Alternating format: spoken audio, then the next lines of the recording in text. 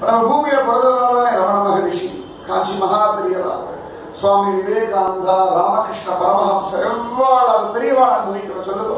அதுவும் கலியில பிறந்ததுனால.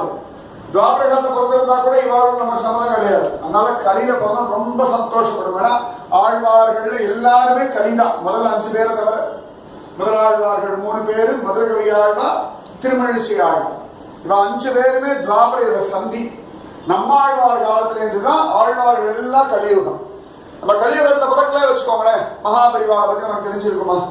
தெய்வத்தின் குரல் எல்லாம் புரிஞ்சிருக்குமா? சத்தியமா தெரிஞ்சிருக்காது. கலியில பிறந்ததுனாலேயே மகாபரிவாட்லயே அவரோட போட்டோவும் இந்த டெக்னாலஜி இருக்கிற காலத்துல நம்ம வந்ததுனால அவரோட போட்டோ தான் இருக்கு. இல்லாட்டி யோசனை பண்ணி பாருங்க, பல மகாத்மாக்கள் நமக்கு தெரியவே தெரியாது.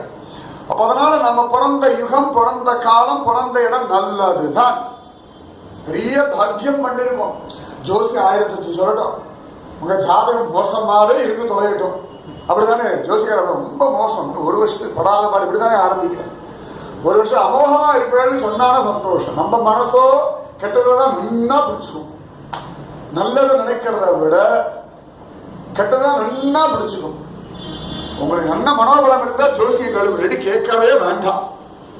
ஏன்னா இக்னரன்ஸ் இஸ் எ பிளிஸ் அப்படின்னா, கொஞ்சம் அறியாமையே ஆசீர்வாதம். ஏதோ நாளைக்கு நல்லது நடக்கணும் நம்பிக்கையிலாவது ஓடிடலாம். முக்காவாசி ஜோசிக்காரர்களுக்கே தெரியும், கஷ்டம் வந்தா மட்டும்தான் அவகிட்ட போகும். நன்னா இருக்கும்போது ஜாதகத்தை கொண்டு காட்டி நான் ஏன் நன்னா இருக்கேன்னு யாராவது ஒருத்தர் கேட்டிருக்கேன்னு சொல்லுங்க, சத்தியமா கேட்க மாட்டோம். நிச்சயமா நன்னா இருக்கும், ஏன் நன்னா இருக்கு யாரும் கேட்கப்படுவாங்க? கிடையவே கிடையாது. மனசுல பகவானிடத்துல நம்பிக்கை இருந்தா போதாதா?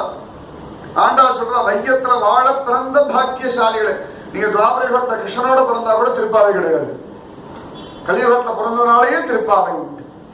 அதனால ஆண்டாள் சொல்றா, வையத்து வாழ்வீர்கள், வாழ பிறந்தவர்கள் எல்லாம் ஏதோ கடனேன்னு வாழப்பட சந்தோஷமா வாழணும். வையத்து வாழ்வீர்கள், நாமும் நம்பாவைக்கு செய்யும் கிருசைகள் கேளீரோ. நம்முடையதான இந்த திருப்பாவை விரதத்துக்கு நாம செய்ய வேண்டிய முறைகளை சொல்றேன் கேளீரோ.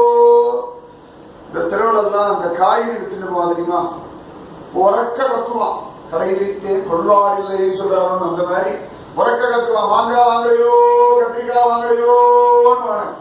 இந்த மாதிரி மகாத்மாக்கள் எல்லாம் கூவி கூவி நமக்காக கதப்பார். இந்த கிருபைக்காகவாது நம்ம நன்னா இருக்கணும், இவாளுடைய இந்த பிரயத்தனத்துக்காகவாது நம்ம சந்தோஷமா நமக்காக அவசியம் இருக்கு. அது ஆண்டாளுக்கெல்லாம் பகவத் அனுபவத்துக்கு குறைச்சல்